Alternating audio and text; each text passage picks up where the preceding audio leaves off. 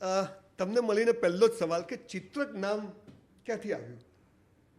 કોઈ જેને પાડ્યું હશે પણ ચિત્રકનો અર્થ શું અથવા એ નામ ક્યાંથી નામ આવ્યું? એ પેઇન્ટર થયો હા, એનો મિનિંગ એટલે જે ડ્રોઈંગ કરે પેઇન્ટ કરે અને એ મિનિંગ થયો એવું મારું બી નામ પડ્યા પછી આ રિયલાઇઝ થયું કે ભાઈ આનું મિનિંગ શું. એટલે તમે એને બરોબર સાર્થક કરી રહ્યા છો એમ હવે થોડા એવું અર્થમાં થયું છે. અને હવે ડોટ્સ કનેક્ટ થાય છે ડોટ કનેક્ટ થાય છે. અને બીજું મને પોતાને એક સવાલ થયો કે ઘણા બધા લોકો ગ્રુપ્સના નામ અંગ્રેજીમાં રાખે, બીજું તો તમે શિવાલિક નામ ક્યાંથી લાયા? એટલે અમે જ્યારે રિયલ એસ્ટેટ ચાલુ કર્યું ને ત્યારે અલગ અલગ નામ કરતા હતા, જેમ કે સચિન ટાવર હતું, સંજય ટાવર હતું, એવી રીતે શિવાલિક નામ રાખ્યું કે ભાઈ એવી રીતે કોઈ રેન્ડમ અલગ અલગ નામ રાખીને પછી એમાં પ્રોજેક્ટ અમે એક કર્યો ને બંગલાનો પ્રોજેક્ટ હતો એ અમને ફળી ગયો અને અમને રિલિજિયસલી જોવું તો આમ બ્રહ્મા વિષ્ણુ મહેશ વાહ, અને જે શિવ ભગવાન છે એનું ટ્રાન્સફોર્મેશન તમે જુઓ તો એનું કામ જ એ હતું, એમનું સ્કોપ કે ભાઈ એ ટ્રાન્સફોર્મેશન કરે તો મને નામ ગમ્યું. તો પછી ત્યાંથી એવું થયું કે આ શિવાલિકને આપણે કન્ટિન્યુ કરીએ. એટલે ભગવાનનો સ્કોપ બી આ હતો અને અમારો સ્કોપ બી આ છે કે ટ્રાન્સફોર્મેશન કરવાનો. વાહ. એટલે મને હંમેશા બે નામ વિશે જિજ્ઞાસા રહેતી હતી કે આ નામ ક્યાંથી આવ્યા છે. હવે ચિત્રકભાઈ, તમારા ઘણા બધા મેં ઇન્ટરવ્યૂઝ જોયા, ઘણા બધા પોડકાસ્ટ જોયા, તમે બહુ સરસ રીતે વાત કરો છો, પણ હું મોટિવેશનનું કામ કરું છું જનરલી. તો પહેલો સવાલ કે તમે જ્યારે ભણતા હતા ત્યારે તમારું માઇન્ડસેટ શું હતું? આજની તમારી સ્થિતિને રિલેટ નથી કરતો, પણ તમે જ્યારે સ્કૂલમાં કોલેજમાં તો શું એક માઇન્ડસેટ હતું એમ? એટલે મને એવું હતું કે જે બી તમે કરો ને એ જોરદાર કરો, એટલે તમને રિગ્રેટ્સ ના થવું જોઈએ કે મેં મહેનત નથી કરી. હું સ્કૂલમાં હતો ને ત્યારે છે ને લેગો બહુ જ નવી નવી હતી. મારા એક પપ્પાના ફ્રેન્ડ હતા, એમને લંડનમાં ત્યારે ફર્સ્ટ ટાઈમ લેગો આવી હશે તો આખું એક બાસ્કેટ મોકલી આપ્યું અને મને રિપેરિંગ ને મિકેનિકલ ને બધું વસ્તુ કરવાનું બહુ જ ગમે. એટલે કોઈ બી વસ્તુ, કોઈ નાનો પંખો બી ટેબલ ફેન આવ્યો હોય ને તો બીજા દિવસે એમાં મોટર ના હોય, બંધ થઈ ગઈ હોય, એટલે એ ઘરમાં કશું બી આવ્યું એટલે ખુલી જ જાય. એટલે એ રીતે પછી એ થયું ડિસ્ટ્રક્શનનું કામ ને એમાં બધું બહાર કાઢવું પડે, બિલ્ડ કેવી રીતે કરવાનું. પછી અલગ અલગ વસ્તુ મિકેનિકલની રીતે વાયરથી ભેગું કરીને કરતા હતા. એ ટાઈમમાં લેગો આવી, પછી નાના નાના બ્લોક્સ હતા, જેંગાની ગેમ હોય ને એવા બ્લોક્સ હતા. આ બધું ભેગું કરી અને પછી એસેમ્બલ કરવાનું ચાલુ કર્યું. પછી મજા પડતી ગઈ કે ભાઈ આ તો સરસ છે. એટલે માઇન્ડ સેટ એવું કે તોડફોડ કરવી, પછી એને જોડવું, કેવી રીતે દેખાય, આવું બધું કંઈક કર્યા કરવું, આવું માઇન્ડ. આજે એક જ નહીં, મારે પાયલોટ બનવું છે, મારે ડૉક્ટર બનવું છે, પેરેન્ટ્સનું પ્રેશર, આવું કશું નહીં. ના, એવું કશું નહોતું. આઈ વોઝ ફોર્ચ્યુનેટ કે પેરેન્ટ્સનું કોઈ પ્રેશર નહોતું. અને નાનપણથી હું એક જગ્યાએ જેમ લેગો બનાવવા માટે કે બ્લોક્સ બનાવવા માટે બેસું ને તો હું ખાધા પીધા વગર 8 કલાક 9 કલાક ત્યાં બેસી જ રહેતો હતો. એટલે સપોઝ 4-5 કલાક પછી લાગે કે નથી મજા આવતી તો તોડીને ફરી બનાવું, પછી પાછું સૂઈ જવું, પાછું સવારે ઉઠીને આખી રાત ઉજાગરા થાય, હું ના મગજ ત્યાં જ ક્યાં કેમ બનતું નથી, પાછું ફરી બનાવું. એટલે એ સારું ના થાય એ નાનપણ માઇન્ડસેટ એવું હતું કે આમાંથી કંઈક સરસ નવું બનાવવું. હા, એવું. અને ન બને જ્યાં સુધી તોડફોડ ચાલુ રખાય, એક જ માઇન્ડસેટ, બીજું કશું બહુ જાજુ વિચારવાનું કે હું બિલ્ડર બનીશ, આટલા મારા બિલ્ડિંગ્સ બનશે, એ વખતે આવું કશું ખબર, કારણ કે ફાધર તો સ્ટોક માર્કેટમાં હતા. Okay okay. તો પછી સ્ટોક માર્કેટમાં હતા ફાધર, તો અત્યારે તો શેર બજારમાં લોકો બહુ કમાય છે, તો તમે શેર બજાર છોડીને પાછા રિયલ એસ્ટેટમાં આવ્યા? ત્યારે રિયલ એસ્ટેટ હંમેશા છે ને એક્સ્ટ્રા પૈસા જે બી આવે ને લોકો ત્યાં ઇન્વેસ્ટ કરે, એ એક માઇન્ડસેટ છે. બાકી વાપરવું હોય તમે ભાડે લઈને વાપરી શકો છો, રાઈટ? એટલે લોકો ઇન્વેસ્ટ બી કરે છે ને વાપરે બી છે, એટલે રેન્ટલની સામે. એટલે જે એક્સ્ટ્રા પૈસા આવતા હતા રિયલ એસ્ટેટમાં જતા હતા. અને એ પૈસા પછી એવું થયું કે ફાધરને કે દીકરો એણે ઓફિસ જોઈન કરી. હું 18 વર્ષનો હતો ને ત્યારે તરત જ જેવી કોલેજ ચાલુ કરી એટલે ઓફિસ જોઈન કરી લીધી. અને જોડે 4-5 કલાક તો દીકરો બી જોઈન થાય છે. ત્યારે સેબી નવું આવ્યું હતું, અમે આર્બિટ્રેશનમાં હતા, NSE આવ્યું. સો ફાધરને જે ગેપ આર્બિટ્રેશનનો જે હતો ને એ થોડો ઓછો થતો ગયો. અને એમને બી એવું લાગ્યું કે દીકરો ઓફિસ આવે છે, સેબી છે, તો આ બધા સર્કમસ્ટાન્સીસમાં રિયલ એસ્ટેટમાં ઇન્વેસ્ટ કરતા હતા. અને અમારે એક ફ્રેન્ડ હતા, એમને જગ્યા આપી કે તમે આમાં ચાલુ કરો. સો એ ડોટ્સ બધા ભેગા કરી અને એ ટાઈમથી આઈ થિંક મેં 6 મહિના સ્ટોક માર્કેટ કર્યું, તો મને સમજ બી ના પડી. બિકોઝ પેલું સિમ્પલ લોજિક ખબર પડે કે 1 ના 1 2 થાય, નાનપણથી સમજ પડતી હતી. અને શેર બજારમાં શું હોય કે પહેલાં રિલાયન્સ વેચો, પછી એપોલો ટાયર લો, એપોલો ટાયર પહેલાં વેચો, રિલાયન્સ પછી ખરીદો, એટલે આ બધા જે આંટી ગૂંટી હતી સમજ નથી પડતી. ઓકે, આ સીધી સટક વાત રિયલ એસ્ટેટમાં કે આ હા, કરો એ તો સમજ બરાબર છે. પડે. એટલે વેલ્યુ એડિશન નહોતું આવતું કે મેં વેલ્યુ કરી જેમ નાનપણની કે હું આમાં એડ કરું અને એના કારણે પૈસા વધે, એ શેર બજારમાં નહોતું. એટલે ક્રિએશન નહોતું થતું. ઓકે, એટલે પૈસા કદાચ મળી જતા હતા પણ એક મજા નથી આવતી. ક્રિએશન. તો તમે આજે બિઝનેસ, હું જોઉં છું તમે ઘણો સરસ કરો છો, અને એક બાજુ તમે પારિવારિક લાઈફ બી બહુ મસ્ત જીવો છો, એન્જોય કરો. તો હાઉ યુ બેલેન્સ? કેમ કે પેમેન્ટવાળા એક લેવલે તો બધું ઓટો મોડ ઉપર ચાલતું હોય, પણ એ પરિવાર સાથે ફરવા જવું આ તેને એક બાજુ આટલું મોટું એમ્પાયર હોય, તો એ બે વચ્ચે શું આમ બહુ કન્ફ્યુઝનવાળી વાત લાગે છે કે કેવી રીતે બેલેન્સ કરો છો? તમારે 3-4 પેરામીટર્સ હોય, એક પોતે, એક પરિવાર અને એક ધંધો. એમાં તમારે તમારી પોતાની જાતને અમુક વસ્તુ એને ડિસિપ્લિન કરી દેવી પડે કે ભાઈ હું આ જ કપડાં પહેરીશ, હું આટલું જ ખાવાનું ખાઈશ, હું અને આ રીતે જ જોયું ખાવાનું બે જ ખાઈશ. કલર શર્ટ વ્હાઈટ ને ગ્રે અથવા બ્લેક પેન્ટ જ પહેરો, બીજા કલર પહેરતા જ નથી. બ્લેક, વ્હાઈટ ને ગ્રે 3 મોસ્ટલી એમ. એટલે કદાચ કોઈક વાર વાઈફ લગ્નમાં કંઈક પહેરાવડાવે વસ્તુ અલગ છે, બાકી એની છે બાકી 3 જ વસ્તુ. સો આપણે પોતાની જાતને ડિસિપ્લિન કરી નાખીએ તો એ બધા ટાઈમ છે ને એ તમે ક્વોલિટી ટાઈમમાં સ્પેન્ડ કરી શકો. અને અમુક લેવલ પછી માણસ છે ને, સિવાય કે સેલિબ્રિટી હોય, માણસ પોતાના કામથી ઓળખાય છે. ગમે તેવા તમે કપડાં પહેરો, nobody cares because ultimately materialistic life છે. બિલકુલ. સો તમારે સારું દેખાવું હોય તમારે ફિટ રહેવું પડે બિલકુલ પોતાના માટે, બિકોઝ એ ડિસિપ્લિન છે, એ બોડીમાં જે હોર્મોન્સ ક્રિએટ થાય છે એ. અને પછી આગળ એટલું તમે કરી લો, પછી કપડાં તમે કોઈ બી પહેરો છો, પણ તમે ફેમિલી અને વેલ્યુ એડિશન જે બહાર કરો છો સિટી માટે, દેશ માટે, એ ઇમ્પોર્ટન્ટ છે. બાકી પૈસા તો હું લેન્ડ ટ્રેડિંગમાં કમાઈ લેતો, જે શેર બજારમાં કમાતા હતા, પણ એમાં ક્રિએશનની મજા ના આવે. તમે સિટીને શું આપ્યું એ મજા ના આવે. એટલે હું અહીંયા વચ્ચે તમને એ કહું છું કે તમે બિઝનેસના ટાઈમે બિઝનેસ, અને ધારો કે વખતે વાઈફનો ફોન આવે કે દીકરાનો કે કોઈક એવું, તો એ અને ફેમિલી સાથે હોય, વખત કોઈ મોટી ડીલની વાત આવે તો એ વખતે શું પ્રાયોરિટી શું નક્કી કરો એમ? સો આઈ પિકઅપ ધ કોલ. કાં તો સામે, સો વાઈફને અને સનને બી કીધેલું છે કે યુ કોલ ટ્વાઇસ. તમને લાગે કે ભાઈ કંઈ અર્જન્ટ છે તો યુ કોલ ટ્વાઇસ. તો કે સારું. પછી 2 વખત ફોન કરે, અને હું ના હોઉં તો બેકઅપમાં ફેમિલી, ફાધરને કે કોઈને બી ફોન કરે કે ભાઈ મારે કામ છે. કદાચ કોઈ વાર ફોન સાયલેન્ટ હતો પણ એ ઉપાડી લઉં, અને પછી કહું કે અર્જન્ટ છે તો કે હા. સાંભળવાને બી કીધું 1 મિનિટ કે વાઈફનો ફોન છે, અર્જન્ટ છે. એટલે એ સાંભળવા બી સમજે જ છે કે અર્જન્ટ છે તો જ ફોન આવે છે. So it's a communication. તમે કોની જોડે કેવી રીતે કરો છો અને બધાને ડિસિપ્લિનમાં કેવી રીતે લાવો છો. એટલે એનો કોઈ એક્સ્ટ્રા લોડ નથી પડતો આપણને, આપણે બધું મેનેજ કરી લઈએ. ફેમિલી લોડ પડે તો ફેમિલી કોને કહેવાય? હું બહુ યુથ સાથે રહું છું, તો તમારી દ્રષ્ટિએ તમારે પણ તમે બી ઘણા બધા તમારી સાઈડ પર બધા લોકો કામ કરતા, અથવા તમે સાથે ઓફિસમાં કામ, તો આજનું જે યુથ છે એ શું ચૂકી રહ્યું છે એવું મોટા તौर પર તમને લાગે છે? શું કંઈક એ મિસ કરી રહ્યું છે, અથવા એમણે ના કરવું જોઈએ એવું શું તમને દેખાય છે? એ બહુ ડિસ્ટ્રક્ટેડ છે. એમની પાસે એટલી બધી ઇન્ફોર્મેશન છે અને એટલા બધા લોકોથી ઇન્સ્પાયર્ડ થઈ જાય છે, ફ્રેન્ડ્સથી, આજુબાજુથી, સેલિબ્રિટીથી, કે કોઈ શેર બજારમાં આટલું કમાયું, કાં તો કોઈ ક્રિપ્ટોમાં આટલું કમાયું, કે કોઈ કાં તો કોઈ આ કરે છે તો હું બી એ કરું. એની જગ્યાએ માર્કેટમાં શું જરૂર છે, પોતાની શું આવડત છે, અને પોતે શું કરી શકે છે, આ 3 કોમ્બિનેશન કરે તો પછી એ તરી જાય. પછી આજુબાજુ જોવાનું નહીં. એટલે ડિસ્ટ્રેક્ટ છે, ઓવર નોલેજ, મતલબ વધારે નોલેજ છે, ચારે બાજુ એ ફેડઅપ થઈ ગયો છે એવું છે. એવું થાય. હવે તમે ક્રેડાઈના પ્રેસિડેન્ટ છો અત્યારે, ચેરમેન છું. ચેરમેન છો.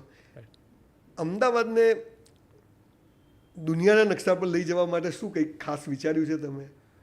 બધા ભેગા થઈ ક્રેડાઈ, એટલે કોઈ એક વ્યક્તિ હા, એટલે ક્રેડાઈ એક સંસ્થા છે અને બધા અમે ભેગા મળીને કામ કરીએ છીએ. કોઈ સરકાર, અને મને પણ એવું થાય કે ક્રેડાઈનો શું રોલ છે, કયા લોકો એમાં જોડાય છે, અથવા એ શું કામ કરે? એનું બિલ્ડિંગ તો બહુ મસ્ત બનાવ્યું છે તમે. ક્રેડાઈ એ છે ને એક ડેવલપરનું એસોસિએશન છે જે ઇન્ડિયા લેવલ છે, અને દરેક સિટીના ચેપ્ટર વાઇઝ હોય, સ્ટેટ વાઇઝ હોય. તો ક્રેડાઈ અમદાવાદમાં હું ચેરમેન છું, પછી ક્રેડાઈ ગુજરાત આવે અને ક્રેડાઈ ઇન્ડિયા આવે. સો ગવર્મેન્ટને કોઈ બી ડેવલપર જોડે વાત કરવી હોય, કોઈને બી જોડે, તો એસોસિએશન જોડે વાત કરે, 1-on-1 ના કરી શકે, બિકોઝ ગવર્મેન્ટ બી સ્ટેન્ડ અલોન બોડી છે અને ક્રેડાઈ બી સ્ટેન્ડ અલોન બોડી છે. સો ક્રેડાઈને ઓવરઓલ ડેવલપરનું જે બી એસોસિએશન છે એને તરીકે ઓળખાય છે. અને એનો જે રોલ છે અમદાવાદનો કે ગુજરાતનો, કે એમાં જે બી ગવર્મેન્ટના જે બી નોર્મ્સ છે, જે અપગ્રેડેશન કરવાના છે, જે ગાઈડન્સ આપવાના છે. જંત્રીનું બધું ચાલે છે, તો તમે એનું કે એ જંત્રીનું શું ચક્કર છે આખું? કેમ કે સામાન્ય માણસને આ જંત્રી વધવાથી એને શું મકાનો મોંઘા પડશે, આખી સાયકલ બી થોડીક સમજાતી. મકાનો મોંઘા આમ ના પડે જો તમે પહેલેથી ફૂલ ચેકથી બાય કરતા હો. અને પણ ખાલી જે મોંઘું પડે છે એ ડેવલપરને જે FSI બાય કરવાની છે, જે જંત્રીથી લિંક્ડ છે. જે પહેલાં સપોઝ 10,000 રૂપિયા જંત્રી હતી અને બજાર કિંમત ઉપર હતી અને લોકો કેશ લેતા હતા, તો જંત્રી 10,000 પર કાઉન્ટ થતી હતી. હવે જેવું જંત્રી વધી ગઈ તો FSIની જે કિંમત બાય કરવાની છે ડેવલપરની કોસ્ટ વધી ગઈ. બરાબર. એક કસ્ટમર પર લોડ થાય છે. એક કસ્ટમર. એટલે આ એક બેઝિક પેઇન છે. જો કસ્ટમર, એટલે અમે સરકારને એવું રિપ્રેઝેન્ટ કરીએ છીએ કે તમે ડિલિંક કરી દો જંત્રીની પ્રાઇસને FSIની કોસ્ટથી, તો બહુ ફરક ના પડે, હા, તો બધાનો ડિવાઈડ થઈ જાય એટલે પહેલા તમારી પર સીધો લોડ ના આવે. અને બાકી તો જે ચેકના પૈસા જે છે, જે પૂરા ચેકથી જે લોકો ફ્લેટ લે છે એને તો ઓલરેડી જીએસટી અને ઇન્કમ ટેક્સ, જીએસટી અને સ્ટેમ્પ ડ્યુટી ચૂકવવી જ પડે છે. પણ જે લોકો કેશ લેતા હતા, જે કેશની ઉપર સ્ટેમ્પ ડ્યુટી ને જીએસટી લાગતા હતા, એનો વધારાનો કોસ્ટ લાગે. હવે અગેન પેલી બીજી વાત પર આપણે પેલું તો અમદાવાદની એક સ્કાયલાઇન બને એવું કંઈક તમે પર્સનલી તો જે કરતા હશો, પણ એમ એવું કંઈક પ્લાનિંગ છે કે ભાઈ આ રોડ પર આખી સ્કાયલાઇન ડેવલપ થવી જોઈએ અથવા એવું કંઈક? એટલે એમાં સરકારનો બી સપોર્ટ હોવો જોઈએ કે આ રોડ અમારે આખો આ રીતે ડેવલપ કરવો છે. ઘણા બધા રોડ સરકાર સરસ કરે છે, જેમ કે સિંધુ ભવન તમે જોતા હશો, એવી રીતે મોડલ રોડ્સ કહેવાય. એવી સરકાર એક એક કરીને રોડ પ્રી પ્લાન કરે છે, પણ પ્લોટ ઇન્ડિવિજ્યુઅલ ડેવલપર ના હોય. એટલે પછી ડેવલપર એ પ્રમાણે પ્લાન ના કરે, બિકોઝ ટર્ન અરાઉન્ડ ગેમ બી જોવાનું હોય, બ્યુટીફુલ ન બનાવે તો પાછું અગેન એવું બને. એટલે ડેવલપરને બી પૈસા ફેરવવાના હોય ગ્રેજ્યુઅલી, એટલે એ બી ફટાફટ ટર્ન આઉટ કરતો હોય. એટલે it's a win win situation. પણ યસ, એઝ અ ક્રેડાઈ તરીકે કે અમદાવાદમાં એઝ અ લીડિંગ ડેવલપર તરીકે અમારું એ કામ છે કે ઓવરઓલ અમદાવાદને એવું બનાવીએ કે એને ટુરિસ્ટ પ્લેસ તરીકે જ્યારે બી કોઈ અહીંયા આવે તો એને ફરવા માટે, જોવા માટે કોઈક સારા બિલ્ડિંગ બને. ડાઉનટાઉનમાં જઈએ તો હેરિટેજ તો છે, પણ ડાઉનટાઉનમાં જઈએ તો દરેકમાં નાનું હોય, તો આપણું પણ એવું કંઈક બને કે એવું કંઈક સ્પેશિયલ ક્રેડાઈ એવું કંઈક વિચાર્યું બધા બિલ્ડરો ભેગા થઈને? ના, બિકોઝ બિલ્ડરો અમુકથી ઉત્તર ના કરી શકે. અચ્છા, અત્યારે સિંધુ ભવન ને આંબલી રોડ એકદમ રાઈટ લાઈન, હવે પછી હું એક ઇન્વેસ્ટર તરીકે વિચારતો તો કયો એરિયા એવો તમારી દ્રષ્ટિએ છે કે જ્યાં આગળ આવું બધું થઈ શકશે અથવા આવું બધું ડેવલપમેન્ટ થશે? આપણે સિંધુ ભવન અને આંબલી જોઈએ ને તો એનો જે એન્ડ છે ને એ રિંગ રોડ છે. હવે ત્યાં સુધીનું ડેવલપમેન્ટ થવાનું, પછી આગળ શું? સો એસપી રિંગ રોડ પછી જવું પડે. પછી તો ત્યાં તો અફોર્ડેબલ ઝોન આવે છે, એટલે એ બંધ થઈ ગયું. સો પછી બીજો રોડ પકડાય, તો બીજો રોડ કયો પકડાય? તો પછી એ એસજી હાઈવે છે એ જ કન્ટિન્યુ આગળ જાય છે. એના કારણે મને ટ્વિન સિટી છે એમાં વૈષ્ણવદેવીની આજુબાજુનો એરિયા છે એ મને દેખાય છે. વૈષ્ણવદેવી પર બહુ મોટો પ્રોજેક્ટ મૂક્યો છે. આપણે સમજીને જ કર્યું, કારણ કે અમને ખબર છે કે ભાઈ આનું પોટેન્શિયલ શું છે. અને એઝ અ ડેવલપર અમે હંમેશા જ્યારે લોકોને સમજ પડે છે એનાથી 5-7 વર્ષ આગળ હોઈએ છીએ. હા, તો જ બધું નહીં આટલા મોટું બનાવીને વેચવું એ પણ એક મોટી ચેલેન્જીસ હોય છે. રાઈટ. હું એક સ્કિલ સેન્ટર ચલાવું છું, હમણાં તમારું પણ વચ્ચે મેં જોયું હતું, તો તમે એક સરસ ઇનિશિયેટિવ લીધું છે. રાઈટ. તો એ શું ઇનિશિયેટિવ છે જેથી યુવાનોને આ મારા પોડકાસ્ટથી ખબર પડે કે તમે શું કરી રહ્યા છો સ્કિલમાં? એટલે અમે છે ને આમ 3 ભાગથી ડિવાઈડ કરીએ છીએ. એક છે એ Shivalik institute of real estate, જેની અંદર એન્ટરપ્રેનર્સને ટ્રેન કરીએ છીએ, શીખવાડીએ છીએ શું છે. આખું રિયલ એસ્ટેટ સેન્ટ્રિક જ છે, because I am dedicated to real estate. એટલે એના સિવાય બીજું કશું નથી મગજમાં બેસતા. સો સેકન્ડ છે એ શાઇન કરીને છે. શાઇન એટલે Shivalik hub four innovation, networking અને એમ્પાવરમેન્ટ. એમાં જે નોન રિયલ એસ્ટેટવાળા લોકો છે એને અમે નાના અમારે જે બી ઇન્ડસ્ટ્રીને કામ હોય એ એમને આપીએ. અમારે કન્ટેન્ટ ક્રિએટ કરવું હોય જેમ આપણે કરીએ છીએ, અને કોઈ બાર કન્ટેન્ટ ક્રિએટર છે જ તો એને કામ આપીએ, નાના રિવોર્ડ્સ આપીએ. સો એને ધીરે ધીરે રિયલ એસ્ટેટની અંદર લાવીએ, બિકોઝ સારા બિલ્ડિંગ બનાવવા હોય સિટીને તમારે ચેન્જ કરવું હોય તો યુ નીડ ગુડ ટેલેન્ટ. હવે ગુડ ટેલેન્ટ તમે એવું સમજો રિયલ એસ્ટેટ બી આવડે ને કન્ટેન્ટ બી આવડે, પોસિબલ નથી. તો અમારે એ બ્રિજ ગેપ કરવો છે કે તમે એક્સપર્ટ કન્ટેન્ટ ના છો, તમે રિયલ એસ્ટેટ શીખવાડીએ, બંને ભેગા મળી અને કેવી રીતે સારું કામ થાય ને આપણે હજી રિયલ એસ્ટેટને એક લેવલ પર ઉપર લઈ જઈએ. અને થર્ડ છે which is super, which is Shivalik upliftment programme for skill માટે છે. એ અમે હવે ગ્રેજ્યુઅલી કિક ઓફ કરીશું. અને એની અંદર બિકોઝ કોઈ બી વસ્તુ પકડી તો એના કેસ સ્ટડી માટે તમારે 100-200 જેવા લોકોને ટ્રેન કરવા પડે અને પછી એનું મલ્ટીપ્લાય થાય. સો એ શાઇન અને સુપર એ ઇનિશિયલ ફેઝ પર છે, જે Shivalik institute of real estate છે એને 1.5 વર્ષ થઈ ગયા અને એ કિક સ્ટાર્ટ થાય. તો એઝ અ હોલ અમે 3 ભાગમાં ડિવાઈડ કર્યું. અને એક માણસ 5 વર્ષ એન્જિનિયરિંગ ભણે કે 5 વર્ષ આર્કિટેક્ટ ભણે એ તો ના કરી શકે, પણ એક માણસ સાઈડ ઉપર રોથી માંડીને કમ્પ્લીટ થઈ શકે એવા ઓવરઓલ માણસો તમે તૈયાર કરી રહ્યા છો. સિંગલ દરેકને એસ્પિરેશન હોય કે છેલ્લે ઇવન લેબર બી હોય કે છેલ્લે કાં તો હું કોન્ટ્રાક્ટર બનું, કાં તો બિલ્ડર બનું, કાં તો બ્રોકર બનું, તો એન્ટરપ્રેનર્સ થયો એ એના માટે એન્ડ ગેમ છે. અને આજે બી હું કહું છું વર્લ્ડનો સૌથી પાવરફુલ વ્યક્તિ આજે બિલ્ડર છે. એ તો એસ્પિરેશન વેલ્યુ છે. ત્યાં સેકન્ડ મોદી સાહેબ બી છે જોડે, પણ એમની જર્ની અલગ છે, બિલ્ડરની જર્ની અલગ છે. તો બંને કમ્પેર કરીએ એ પણ ડેવલપર તરીકે ટ્રમ્પ છે. ઓકે. મને ઘણા બધા લોકો પૂછે કે ગોલ્ડમાં ઇન્વેસ્ટ કરવું જોઈએ કે સિલ્વરમાં 2 વર્ષે ડબલ થાય છે, સોનામાં 2 વર્ષે 1.5 થાય છે, શેર બજારમાં ક્યારે 10 ગણા ક્યારે 50 ગણા ઓછા થઈ જાય ખબર નથી પડતી, તો પ્રોપર્ટીમાં કે ટાઇટલના. તો ઇન્વેસ્ટમેન્ટ માટે રિયલ એસ્ટેટ કેટલું વાયેબલ છે અને ઇન્વેસ્ટમેન્ટ માટેનો બેસ્ટ ટાઈમ કયો? સપોઝ કે અત્યારે છેલ્લા 5 વર્ષથી જે જોઈએ ને હજુ 5 વર્ષ એટલે આપણે 10 વર્ષના દાયકા જોઈએ તો તમારી દ્રષ્ટિએ પહેલાં તો ઇન્વેસ્ટમેન્ટ મિડલ ક્લાસ પાસે બહુ પૈસા નથી હોતા, પણ એની પાસે 50 લાખ કરોડ 2 કરોડ રૂપિયા છે, તો એને ક્યાં ઇન્વેસ્ટ કરે તો એને બેસ્ટ તમે આપણે કરીએ છીએ કન્સર્ન એટલું નથી કહેતો, પણ એમાં શેમાં ઇન્વેસ્ટ કરે તો એને સારું વળતર મળે?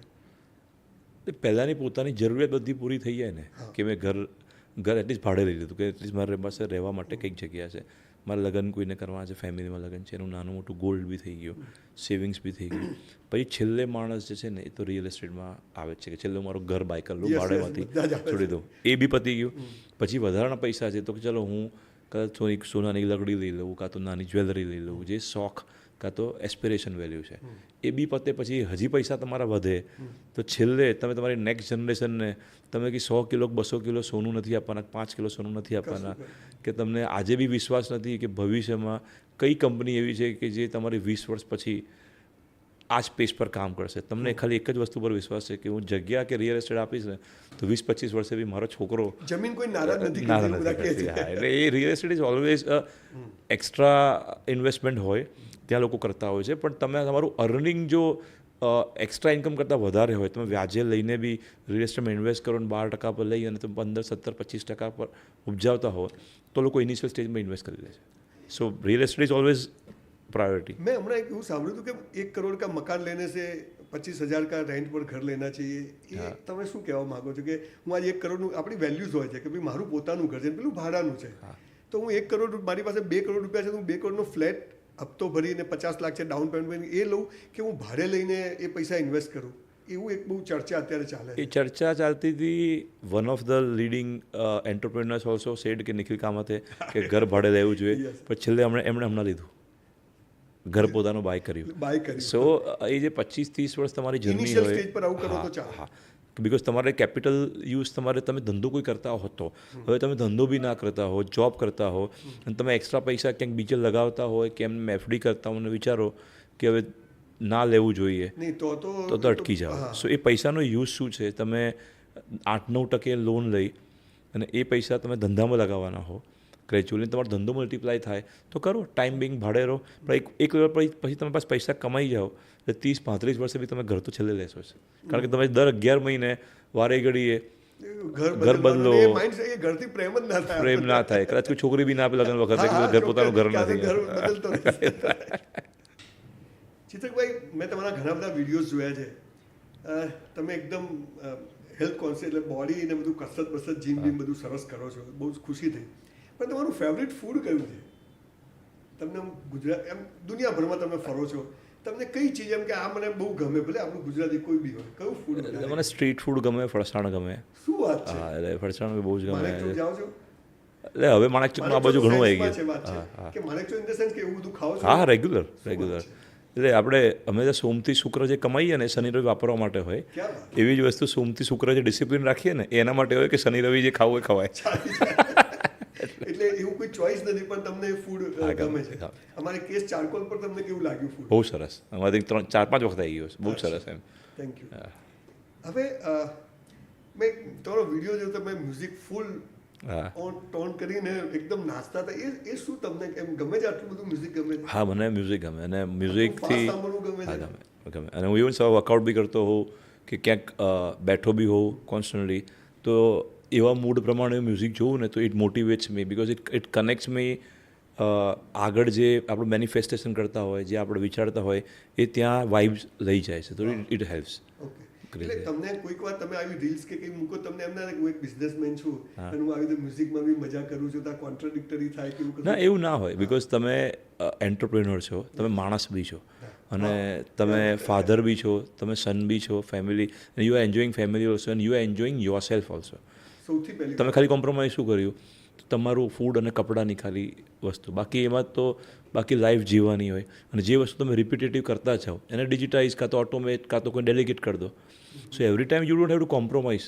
ખાલી તમારું માઇન્ડ છે ને એ વિચારવા માટે જોઈએ એન્ટરપ્રેન્યોર્સને. એ તો મ્યુઝિકમાં બી વિચારો, કામ કરતા વિચારો, વર્કઆઉટમાં બી વિચારો, થઈ શકે. વાહ, એટલે મ્યુઝિક સાંભળવાથી તમને ખૂબ મજા આવે છે, ચાર્જ થઈ જાવ. હા. પછી એવું કોઈ મૂવી છે કે જેણે તમને એમ જોરદાર મજા કરાવી હોય કે આ મૂવી મને વારંવાર જોવું ગમે, એવું કોઈ મૂવી? મને મને મોટિવેશનલ મૂવી વધારે ગમે, જેમાં પાવર હોય. તમે કંઈક જેમ મને સરકાર રાજ ગમતું હતું, પછી આજે ગુરુ ગમતું હતું. ભાઈ ઘણા ટાઈમથી મૂવી જોવાના ઓછા કરી દીધા, બિકોઝ નોર્મલી હું છાપા નથી વાંચતો. મારે છાપવું હોય 10 વર્ષથી, મારે ટીવી બી નથી 10-12 વર્ષથી. સો હવે ઓછા થઈ ગયા, પણ સ્પેસિફિક યુટ્યુબમાં જે કોઈ વસ્તુ હોય જો મને મહાભારત ગમે, ઇવન ગીતા બી મેં જોઈ. હું રિલિજિયસ થોડો છું, એટલે મને આ બધી વસ્તુ બી ગમે. હવે હું લગભગ જેટલા લોકોને મળું એને મારી ખુશી માટે અથવા મને શીખવા માટે કે હું આ બધું કામ કરું, સાથે નાનું મોટું બિઝનેસ બી કરું છું. તો એવી તમારા જીવનમાં આજ સુધી એવી કઈ 2-3 મુશ્કેલીઓ અથવા એવો ફેઝ આવ્યો કે જ્યારે તમને એમ થયું કે સાલું ડબલ તાકાતથી કામ કરવું પડશે, અને એક તમે શું કર્યું એમ, જો આવી હોય તો, અને શું કર્યું એમ? ડાયવર્સિફિકેશન એવું લાગ્યું કે ના કરવું જોઈએ. સો તમે તો છો, પણ હું તો રેસ્ટોરન્ટ બી મેં કરી, હોટલ બી 2-3 કરી, નાના મોટા બીજા R&D બી કર્યા. એ થયું. બીજું કોઈકને કોઈક આપણે ભૂલ થઈ ગઈ હોય કે જ્યાં લાગે કે છોડી દીધું કે બે આ થઈ જશે મેં તે, પછી ખબર પડી કે ના, આપણે આમાં મહેનત પૂરી નથી કરી, ક્યાંક કાચું કપાઈ ગયું હતું, એટલે અહીંયા આ બધા ઇશ્યુઝ થયા. એટલે પ્રોજેક્ટમાં પ્રોફિટ ના મળ્યો હોય, એક એવો કેસ થયો. ત્યારે પણ લાગે કે ભાઈ આવા પ્રોજેક્ટ નથી કરવાના. પ્રોફિટ અલગ છે, પણ end of the day we are compromising the life. એટલે હું તો 4 કલાક 5 કલાક માણું તો હોઈશ. હા, બિકોઝ મગજ ચાલ્યા જ કરે. હું મેડિટેશન કરવું પડે મારું રોજ, ચાલ્યા જ કરે. પણ એવું ખરું. અને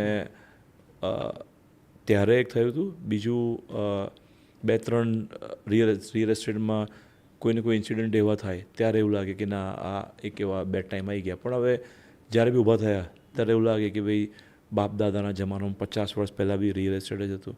આજે ટાટા, અદાની, બિરલા, અંબાની બી એ બી રિયલ એસ્ટેટમાં છે. તો આનાથી સારો ધંધો કયો? અને બેઝિક નીડ છે. તો પાછા ઊભા થઈ રાજ યાદ આવે, કારણ કે નાનપણથી લેગો બનાવતા હતા. એ લેગો બ્લોક્સ હવે બિલ્ડિંગ બ્લોક્સ થઈ ગયા. પણ એ જુદો વિષય હતો. પણ આ તો જ્યારે 200-500 કરોડ પ્લસ માઇનસ થઈ જતો, અથવા એમ લાગે કે આ ખોટું સ્ટેપ્સ લેવાઈ ગયું, વખતે માઇન્ડસેટ સાથે ઊભા થવું એ થોડું અઘરું તો છે. પછી હું જોઉં છું તમારું અહીં બોર્ડ, હું લગભગ હમણાં 8-10 જગ્યાએ બોર્ડ જોઉં છું. તો 2 ચીજ તમારામાં હોવી જોઈએ, કે એક એક્યુરેસી અને એક તમે પરફેક્શન. એટલે એ જ વાત છે. તો એ આટલી બધી ચીજ સાઇટ પર આ બધું કરવા માટે તમે કોઈ સ્પેશિયલ ટીમ રાખી છે, અથવા તમે જ પોતે એને આટલા કે તમારા બધા જ બિલ્ડિંગ્સ એકદમ સરસ રીતે બધા વેલ મેન્ટેન અને અપ ટુ એટલે બધા સરસ રીતે કરેલા હોય છે. તો આટલી એક્યુરેસી લાવવી એટલા કે બજારમાં માણસો નથી જ મળતા, તો એ કેવી રીતે મેનેજ કરો છો? આપણું કામ છે ને કોઈ વ્યક્તિનો સેલરી જોવાનું નથી. આપણું કામ છે વ્યક્તિ કોણ એક્સપર્ટ છે એને હાયર કરવાનો, અને એને આપણું વિઝન આપવાનું, અને એને જે પબ્લિકના પ્રોબ્લેમ્સ છે લોકોના, એ આપણે સાંભળી અને આપણે એને ટ્રેન કરતા જઈએ, એને લીડર બનાવવાનો. જો જે તે ડિપાર્ટમેન્ટમાં લીડર બની જાય તો they can run the show. જો આ તમને આવડી ગયું ને, તો પછી તમે 100 પ્રોજેક્ટ કરો કે 25 પ્રોજેક્ટ કરો, એ કરી જ શકો. ઘણા કેસીસમાં એન્ટરપ્રેન્યોર્સ છે ને બધું પોતે ટ્રાય કરવા જાય છે. એ બધામાં 360 ડિગ્રી ના જ થઈ શકે. એટલે તમે માણસોને જ તૈયાર કરો છો અને એને પાવર આપો છો કે તું આ કર. એવું છે. અને એ પરફેક્શન સાથે એટલે બધું જે ડિસિઝન લે, એટલે તમારી પર લોડ ઓછો પડે. રાજા સેનાપતિ તૈયાર કરે, સેનાપતિ સૈનિક તૈયાર કરે જે લડવા જાય. રાજાએ તો કામ છે ડિરેક્શન આપવાનું અને ગાઈડન્સ આપવાનું. પણ એટલે તો બી ઘણીવાર પરફેક્શન ના મળે તો શું કરવાનું? પણ કર્યા કરવું પડે. પરફેક્શન ના મળે તો એ તો પછી આજે ભૂલ થઈ ગઈ, આજે ભૂલ થઈ ગઈ તો એને પછી પ્રોસેસમાં ડિફાઇન કરીએ છીએ. We define everything into process, કે હું 1 વાગે આ ખાવાનું અને 1 વાગે આ થવાનું અને આ ટાઈમથી બધું ચાલવું જોઈએ. 1 પછી 2, 2 પછી 3. તો સેમ ઘરમાં હોય કે ઓફિસમાં હોય કે કન્સ્ટ્રક્શનની સિક્વન્સ હોય, પ્રોસેસ હોય અને ફીડબેક લૂપ હોય, તો એ પ્રોસેસ તમારી ડિફાઇન થતી જાય. રિયલ એસ્ટેટનો બિઝનેસ એવો છે કે એમાં પોલિટિશિયન્સ જોડે બી કામ કરવું પડે, બ્યુરોક્રેસી જોડે બી કામ કરવું પડે. લોકો એવું કહે છે કે બહુ બધું કરપ્શન હોય છે. તો હું માનું છું કે કોર્પોરેશનથી માંડીને એને કરવાથી માંડીને ઓરડાથી માંડી ઘણા બધા ડિપાર્ટમેન્ટ જોડે કામ કરવા પડતા હોય છે. તમારો પોતાનો શું અનુભવ છે આ બધા ડિપાર્ટમેન્ટ સાથે, અથવા આવા લોકો પોલિટિશિયન જોડે કામ કરવાનો? એકદમ ઓનેસ્ટ જવાબ માગું છું કે લોકો જેવી વાતો કરે છે એવા પ્રોબ્લેમ ફેસ કરો છો કે ના, રિલેશન્સ કરવાથી બધું થઈ જતું હોય છે બધું? સો જ્યાં જે રસ્તો હોય એ રસ્તો અપનાવીને તમારે આગળ વધવું પડે. અલ્ટિમેટલી શું છે કે કાં તમારા પ્રોફિટનો પાર્ટ થાય, કાં તમારા કોસ્ટમાં એડ કરીને તમે આગળ જાઓ. પણ ત્યાં તમે એમને કહો કે ભાઈ તમે આવું નહીં કરો તો હું આવું નહીં કરું, તો યુ કાન્ટ મૂવ. તમારો મેઇન ગોલ છે ક્રિએશન કરવાનો, અને એમાં આ બધા સ્ટેક હોલ્ડર્સ છે. ક્યાં વાત? અને સ્ટેક હોલ્ડર્સને તમારે વહેંચતા જવું પડે, આપતા જવું પડે, સમજાવતા જવું પડે અને ગ્રો થતા જવું પડે. એટલે જે સિસ્ટમમાં જે રીતે કામ થતું એ રીતે કરી કરતા તો જ જવાનું, growth થઈ શકે. ગ્રો થઈ નહીં શકે કરવાનું. એ કરવાનું. ક્યાં બાત હે. પણ અત્યારે તમે જે સરસ પ્રોજેક્ટ મૂક્યો છે ગિફ્ટ સિટીમાં, હા, કૌસ, કહું છે. તો ઘણા બધા સરસ બિલ્ડિંગ્સ બન્યા છે અને એક નવું બિલ્ડિંગ, તો મોદી સાહેબનું એક વિઝન છે, તો ગિફ્ટ સિટીને તમે ક્યાં જુઓ છો? કે મને બહુ જ બધા લોકો પૂછે છે, જેમ કે ધોલેરા હતું તો ધોલેરા એટલું જલ્દી ગ્રો ના થયું, પણ ગિફ્ટ સિટી થઈ રહ્યું છે. રાઈટ, બહુ સારી હમણાં બધી કોન્સેપ્ટ થવા માંડી છે. રાઈટ. તો તમે આટલો મોટો પ્રોજેક્ટ ત્યાં મૂક્યો, તો તમે એને ક્યાં જુઓ છો ગિફ્ટ સિટીને? સો ગિફ્ટમાં ટોટલ અમારી પાસે 5 લેન્ડ લોકેશન છે. એમાંથી એક અમે કોર્પોરેટ હાઉસ કરીએ છીએ અને 4 અમારા પ્રોજેક્ટ છે. સો ટોટલ અમે 40 લાખ ફૂટ બાંધીએ છીએ. કેમ ગિફ્ટ સિટીમાં આટલું બધું કામ? બિકોઝ ગિફ્ટ સિટી તમે જુઓ તો ઇન્ડિયાથી અલગ છે. ઇન્ડિયાની અંદર જે ટેક્સના બેનિફિટ છે એક જ એરિયા એવો છે જ્યાં તમને ટેક્સના બેનિફિટ મળે છે SEZમાં. બાકી તમે ધોલેરા જુઓ કે બીજું કોઈ બી જુઓ, એટલે ગિફ્ટ અલગ અને ઇન્ડિયા અલગ. સો તમે એને કમ્પેર કરશો કે ધોલેરા અને ગિફ્ટ કેમ અલગ છે, તો બંનેમાં ટેક્સના સ્ટ્રક્ચર બી અલગ છે. ધોલેરામાં કોઈ ટેક્સનો બેનિફિટ નથી, એ સ્માર્ટ સિટી ગવર્મેન્ટ બનાવે છે. સો એ અલગ માટે બનેલું છે. ગિફ્ટ સિટી બનેલું છે ટેક્સના બેનિફિટ માટે. સો ઇન્ટરનેશનલ કંપનીઝ જે બી અહીંયા આવે છે ગ્રેજ્યુઅલી, એને ટેક્સના બેનિફિટ માટે અહીંયા આવે છે. તો એની રિક્વાયરમેન્ટ અલગ છે, એનું ક્રાઇટેરિયા અલગ છે, એમને ક્વોલિટી ઓફ બિલ્ડિંગ અલગ રીતે જોઈએ છે. અને એ લોકોને બી એવું છે દુબઈમાં કે ન્યુયોર્કમાં જેવા બિલ્ડિંગ હોય એવા બિલ્ડિંગ અહીંયા હોવા જોઈએ. તો એ ડિઝાઇન બી ત્યાં અલગ છે. સો એ લેવલના સ્ટાન્ડર્ડ આપવા માટે થઈને અમે કર્વ જેવા બિલ્ડિંગ છે, બીજા 3 છે, એક ટ્રોફી છે, કર્વ છે, અલગ અલગ છે, તો ત્યાં કરી છે. તમે ગિફ્ટમાં જશો તો બધા બિલ્ડિંગો એવા સરસ બને છે. સો ગિફ્ટનું 2 ફોર્મેટ છે. ઇન્ફ્રાસ્ટ્રક્ચર આખું અલગ લેવલનું છે, કોસ્ટ બી એવી છે. સો જેને દુબઈ જવું છે કે જેને ન્યુયોર્ક જવું છે, પણ એની સામે દુબઈમાં આજે તમે 10,000 કે 1,000, 2,000, 5,000 દિરામના અપાર્ટમેન્ટ મળે છે, અહીંયા એ કોસ્ટ નથી. સો એની સામે અમદાવાદની કમ્પેરમાં એનું આખું સ્કાયલાઇન અલગ છે. સો ગિફ્ટ અલગ છે અને ઇન્ડિયા અલગ છે. ઓહો, એમ નહીં, પણ તમે એનું ફ્યુચર શું જુઓ છો? એમાં એપ્રિસિએશન મળશે અથવા મળે ને, બિકોઝ જેમ કંપનીઓ આવશે ઇન્ડિયામાં, દરેક કંપનીને ઇન્ડિયામાં આવવું છે, પણ ટેક્સનો બેનિફિટ જે છે ખાલી ગિફ્ટમાં જ મળે છે. સો આ દરેક વર્લ્ડમાં દરેક કન્ટ્રીની અંદર આવી રીતે એક ટેક્સ હેવન કે ટેક્સ બેનિફિટવાળી એક ટેરિટરી છે જ. કે મોદી સાહેબનું બહુ મોટું વિઝન છે ને બહુ એને પ્રમોટ કરી રહ્યા છે.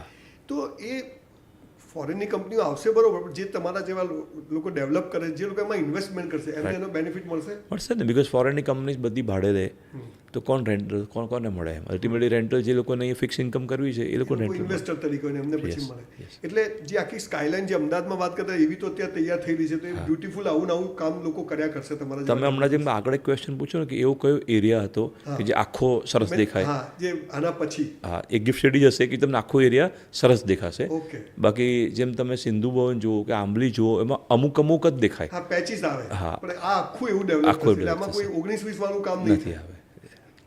ઓકે. અત્યારે અમદાવાદમાં જમીનો બહુ મોંઘી છે, બહુ જ પૈસા લાગે, તો પ્રોફિટ ઘણા બધા લોકો પૂછે છે કે ચિત્રકભાઈ પ્રોફિટ રેશિયો કેવી બેસાડે છે? સો રિયલ એસ્ટેટની ઇન્ડસ્ટ્રી હોય કે મેન્યુફેક્ચરિંગ ઇન્ડસ્ટ્રી હોય, પહેલાંના જમાનામાં લોકો એવું કહેતા હતા કે જગ્યા જેટલા પૈસા મળવા જોઈએ. એક ત્યારે એવું હતું કે ગ્રાઉન્ડ ફ્લોર ખાલી મકાન બનાવી દઈએ, ગ્રાઉન્ડ ફર્સ્ટ, અને જગ્યા જેટલા પૈસા મળે તમે વર્ષમાં તમારું ટર્ન અરાઉન્ડ કે 2 વર્ષમાં ટર્ન અરાઉન્ડ આવી જતું હતું. એટલે પૈસા તમારે લાગે ના લાગે, ડેવલપર ઓછા હતા, સમજ બહુ હતી નહીં, લોકોની ડિમાન્ડ બહુ હતી નહીં ક્વોલિટીમાં ને બધામાં. હવે લોકો બી સમજતા થયા, ફોરેન જતા થયા, એમની ડિમાન્ડ બી સારી થતી ગઈ.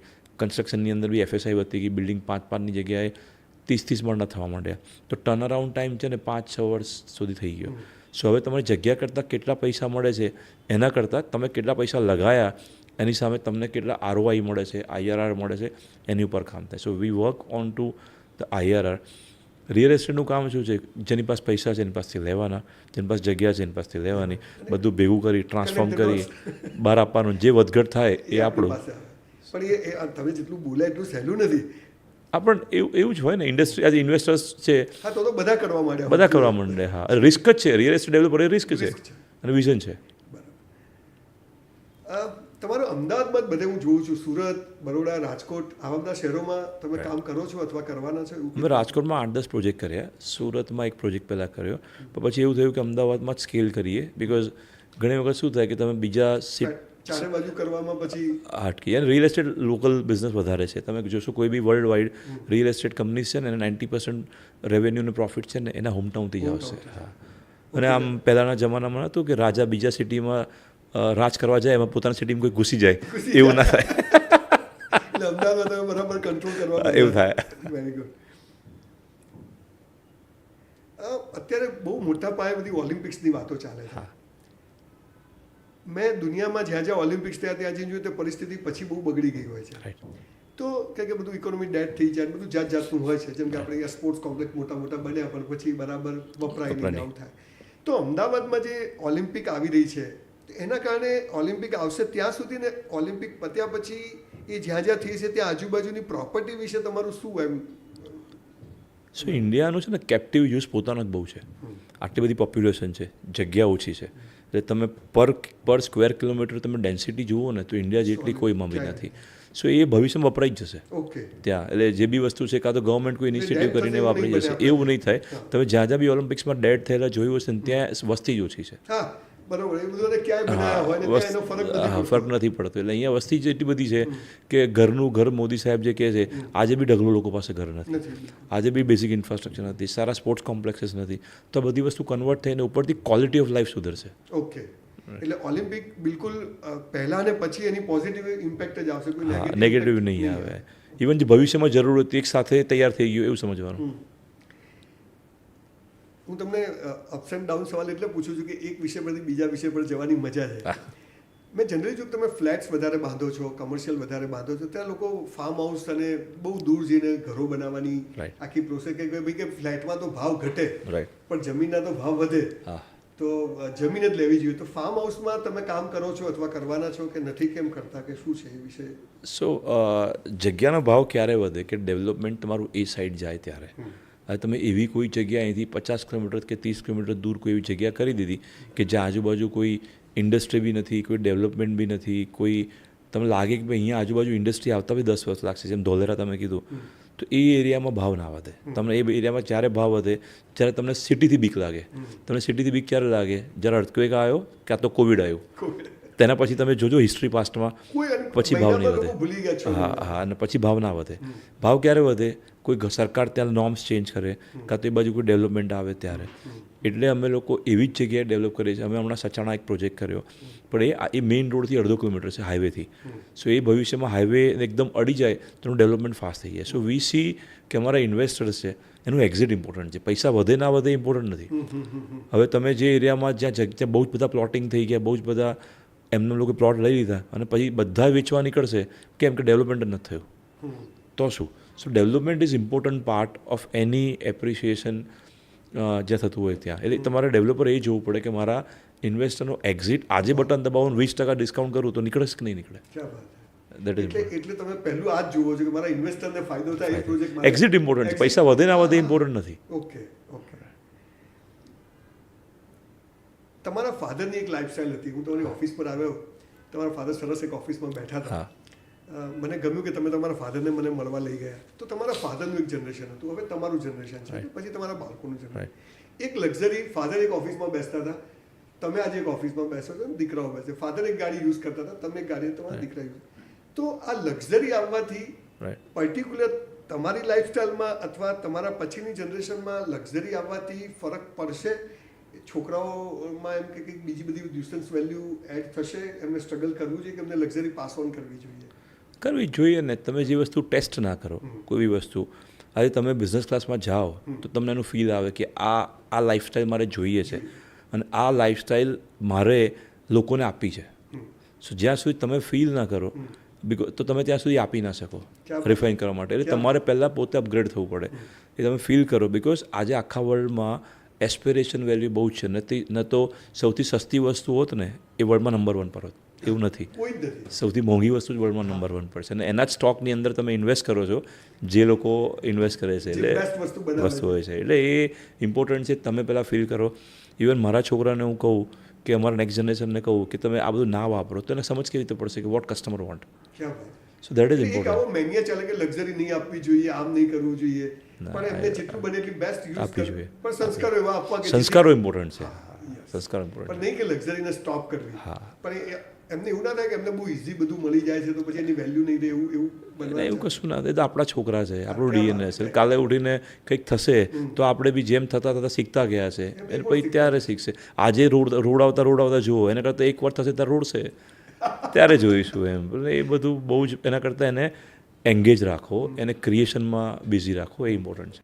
ચિત્રકભાઈ, તમારા ફાધર અને એમના ફેમિલી સાથે એ લોકો બિઝનેસ કરતા હતા, અત્યારે તમે બે ભાઈ બિઝનેસ કરો છો, પછી તમારા ભાઈનો દીકરો અને તમારો દીકરો બિઝનેસમાં આવશે. હું ઘણા બધા બિઝનેસ હાઉસમાં જોઉં છું કે પછી પ્રશ્નો શરૂ થાય છે, અને ઘણા બધા એવા લોકોને જોઉં છું, સૌજીભાઈ ધોળકિયાના એવા લોકો કે જે લોકો પરિવારની સાથે જ ગ્રો કરે છે. તો આપણા ત્યાં મોદી સાહેબે જે સૂત્ર આપ્યું વસુદેવ કુટુંબકમ, કે કુટુંબ એ જ આપણી પાવર છે, પણ આમાં ચેલેન્જીસ તો ઘણી બધી આવતી હોય છે.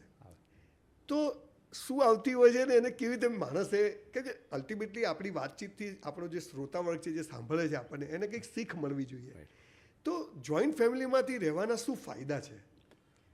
હું તમને કહું કે જે ગ્રોઈંગ ઇન્ડિયામાં જે બી ગ્રુપ છે ને, તમે એ શોર્ટ ટર્મમાં ગ્રો થયેલા હશે ને ફેમિલી જ હશે.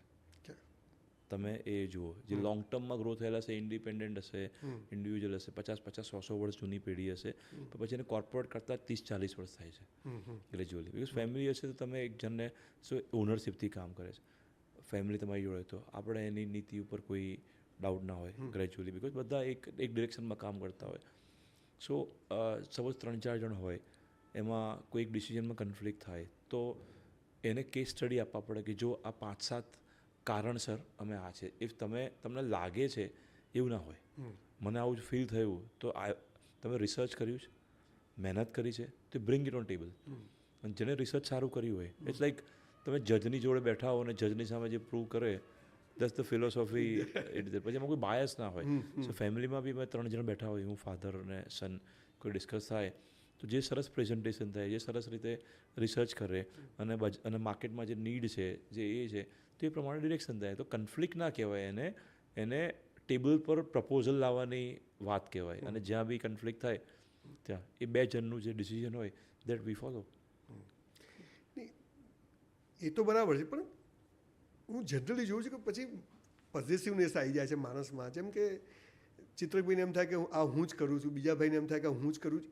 એવી કઈ મોમેન્ટ છે કે આવું ના થાય અને જોઈન્ટમાં રહી શકાય, એવું શું ધ્યાન રાખવું પડે જોઈએ એમ જનરલી? કે તમારા માટે બધી નોર્મલ વાતો છે, પણ બીજા બધા લોકોને તો બહુ મોટો પ્રશ્ન છે કે આનું ભેગું કેવી રીતે રહેશે? એટલે ઘણી વખત શું હોય, તમે ફ્રીડમ ના આપતા હો ને, તમારા આજે ફાધર તમને ફ્રીડમ ના આપે, ફાધર સનને ફ્રીડમ ના આપે, અને ખાલી ટોક કરે કે બેટા આમ નહીં આમ કરવાનું, બેટા આમ નહીં આમ કરવાનું, તો એ તમે લીડર ક્યાં ક્રિએટ કર્યો? ક્યાં બાત હે, ક્યાં બાત. એ તમે સેનાપતિ ક્રિએટ કર્યો, કાં તમે સેનાપતિ તમે સૈનિક ક્રિએટ કર્યો કે હું કહું એટલું જ કર.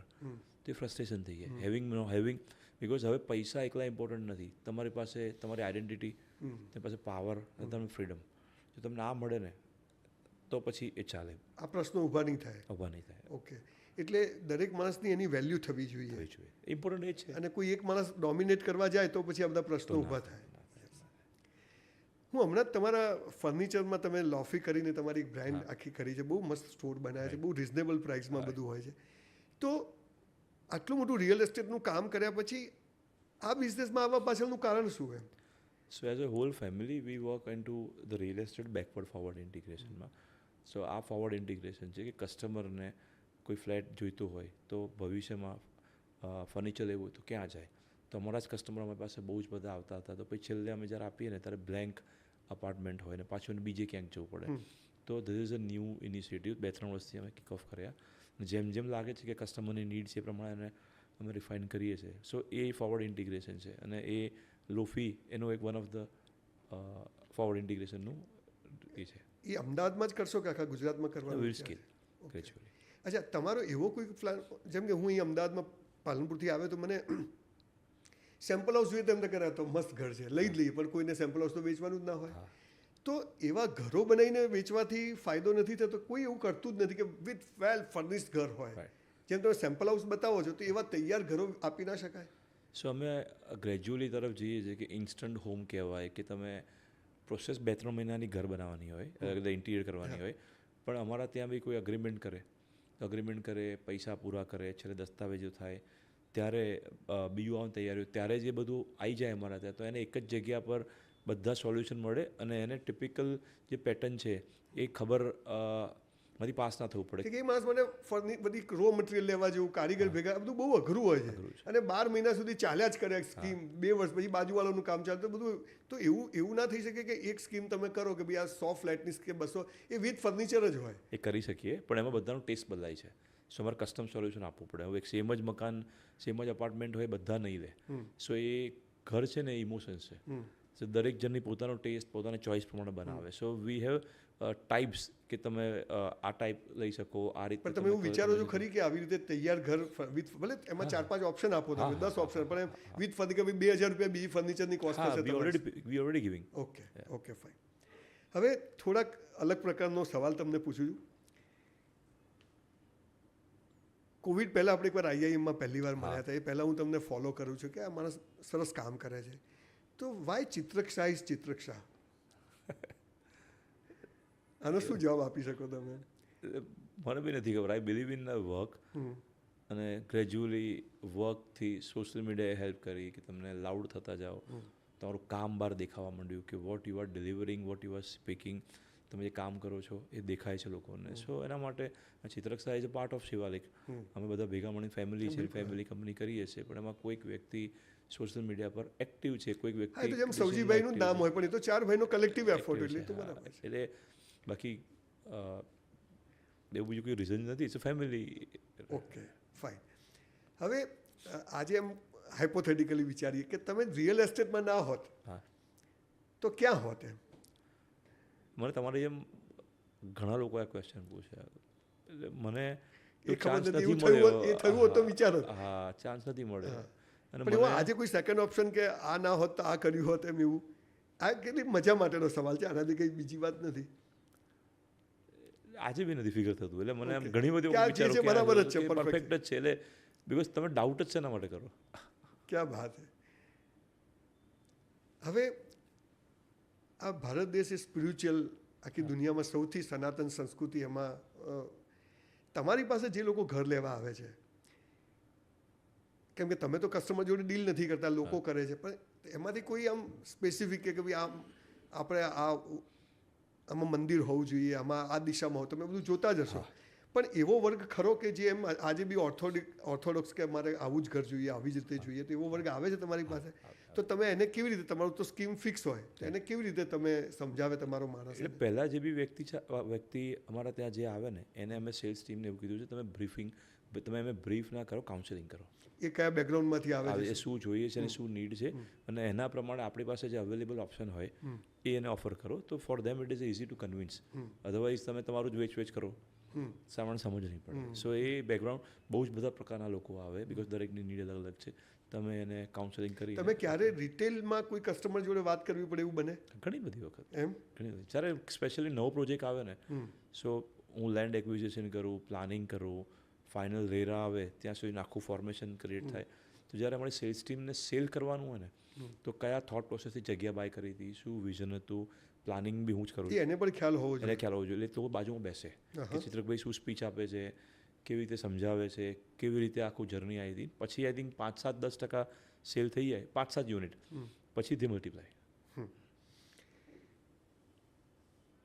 મેં છે ને હમણાં એક ક્વેશ્ચન આન્સર ચલાવ્યો હતો કે ચિત્રકભાઈ આવવાના છે, તો શું બધી વાતચીતો, ઘણા બધા કે કોને બોલાવીએ, તો એમાં તમારું ઘણા બધા એમ કે ચિત્રકભાઈ પાસેથી એમનું નામ અને આ સ્ટેટસ ને બધું લઈ લો, તો પછી શું બચે ચિત્રકભાઈ? શું બચે? નહીં, એટલે હું તમને જુદી રીતે પૂછું છું કે આ બહુ મજાનો સવાલ છે કે સપોઝ કે આજે તમે ઘરે જાઓ ને તમારી વાઈફ એમ કે કોણ છો તમે, હુ આર યુ? હું તો તમને ઓળખતી જ નથી. તમારા ફાધર એવું કે ઓફિસમાં જો સ્ટાફ કોઈ ઓળખે નહીં, તો એ ચિત્રક્ષા કોણ હોય એ વખતે? આ એક બહુ જોરદાર સવાલ છે, જો તમે ખાલી થોડું વિચારો તો.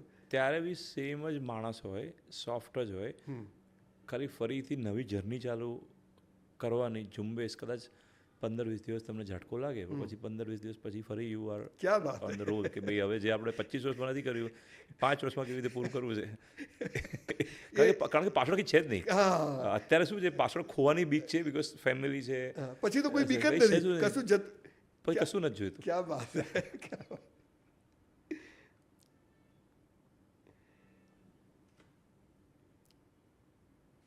જનરલી મારા પોડકાસ્ટ સાંભળવાવાળા યુવાનો વધારે હોય છે. એવી કઈ 3 વાતો, સ્પેસિફિક 3 વાતો તમે વિચાર કે આપણે હું શું પૂછીશ તમને કહ્યું જ નથી, સીધા આપણે અહીંયા Right. ચેરમાં બેઠા છીએ. Right. તો આજના યુથને તમે એવી કઈ 3 વાતો કે ભાઈ આ 3 તો તમે કરો જ, ભલે તમારું ફ્યુચર ગમે ત્યાં બનાવો ગમે તે કરો, પણ એવી કઈ 3 વાતો છે કે જે તમે કહો કે યાર ફોલો ધીસ 3 થિંગ્સ. તમારી ઉપર એક તો વિશ્વાસ કરો વિઝન પર. લોકો વિઝનથી ખોરવાઈ જાય છે આજુબાજુના કારણે. બીજું જે કરો એ દિલથી કરો. એટલે તમને એવું ના લાગવું જોઈએ કે મારાથી ભૂલ થઈ ગઈ ભલે થઈ, પણ તમે પૂરો ઇફર્ટ્સ કર્યો હતો, તમે ઇફર્ટ્સ હાફ હાર્ટેડ કર્યો હોય અને ગ્રેજ્યુઅલી પછી અને પોતાની જાતને હંમેશા અપડેટ કર્યા કરો. અપડેટ રાખો. એટલે અપડેટ રાખો એટલે બધી રીતે તમને જે વસ્તુમાં કરો છો એ જ વસ્તુને પોતે એની ઉપર ટ્રેન થયા કરો. એટલે સપોઝ કોઈ કન્ટેન્ટ ક્રિએટ કરતું તો કન્ટેન્ટ કેવી રીતે ક્રિએટ થાય, કેવી રીતે હજી વધારે સારી રીતે થાય, એટલે અપસ્કિલિંગ થાય, એટલે સેલ્ફ સ્કિલિંગ થાય, એ જ ડિરેક્શનમાં એ કર્યા કરો તો તમને ગ્રોથ થતાં કોઈ નહીં રોકી શકે. ઓકે, આપણે છેલ્લા આપણી વાતના અંત ઉપર જઈ રહ્યા છીએ. જે રીતે અમદાવાદમાં ચારે બાજુથી લોકો આવી રહ્યા છે અને આમ બિલાડીના ટોપની જેમ બિલ્ડિંગો ફૂટી નીકળ્યા છે, આવા સમયે એક મિડલ ક્લાસ ફેમિલીને ઘર લેવું હોય, તમારી તો કે 10, 15, 20, 25 સ્કીમ, પણ આટલા મોટા અમદાવાદમાં 500 સ્કીમો ચાલતી હોય તો એક મિડલ ક્લાસ ફેમિલી જે બહારથી આવે છે અને અમદાવાદ વિશે બહુ ખબર નથી, તો એને શું ધ્યાન રાખવું જોઈએ કે આ જોઈએ એનું આપણે એમ કે ભાઈ તારું બજેટ હોય તો એવું લેવું જોઈએ, પણ એમાં 100 ઓપ્શન હોય છે, પણ એને એના પૈસાનું પૂરું વળતર પણ જોઈએ છે, એને સારી જગ્યાએ બી જોવું છે, તો એવી કોઈ વ્યવસ્થા ખરી કે જ્યાં માણસ જઈને તપાસ કરી શકે કે ભાઈ મારે ઘર ક્યાં લેવું જોઈએ? જેમ કે સાચું કહું, હું પાલનપુરથી અહીંયા આવ્યો ત્યારે હું અહીંયા રેગ્યુલર આવતો જતો, પણ મને ખબર નહીં મારે ક્યાં ઘર લેવું જોઈએ. તો હું બધે ફર્યો, સ્માર્ટ બજાર પાછું ફર્યો, તમારી પણ 1-2 સ્કીમમાં ગયો, બધે ફર્યો. છેલ્લે એક મારા રિલેટિવ્સે મને અહીંયા ચાંદખેડામાં ઘર અપાવ્યું. પછી મને ખબર કે મેં ખોટી જગ્યાએ લઈ લીધું. આ તો અહીંયા ઘર બહુ જ સરસ, પેન્ટ હાઉસ છે, 10,000 સ્ક્વેર ફીટનું છે, પણ મને એમ થયું કે અમે ખોટી જગ્યાએ લઈ લીધું. તો એવું કંઈ ખરું કે માણસને એમ ખબર પડે કે અહીંયા ઘર લેવું જોઈએ? સૌરાષ્ટ્રથી કોઈ આવતું હોય, ઉત્તર ગુજરાતથી આવતું હોય, એટલે તમે એને કાં તો પોતાની community by way of work, કાં તો તમે તમારી ઇન્ડસ્ટ્રી એને કનેક્ટેડ જ્યાં બી લોકો રહેતા હોય કે તમારી કમ્યુનિટી કે તમે જોબ કરતા હો કે ભાઈ કોઈ તમારી કમ્યુનિટીમાં જે તમારા લેવલના લોકો છે જ્યાં રહેતા હોય એ એરિયા પહેલાં શું ચૂઝ કરવો પડે. કારણ કે પહેલો ક્વેશ્ચન એ આવે છે કયો એરિયા ચૂઝ કરવાનો. પછી એની અંદર તમે જે બી તમને લાગે કે મારે આ રીતના ફ્લેટ જોઈએ છે, અપાર્ટમેન્ટ જોઈએ છે, એના 5 ઓપ્શન આઈડેન્ટિફાઈ કરી લો.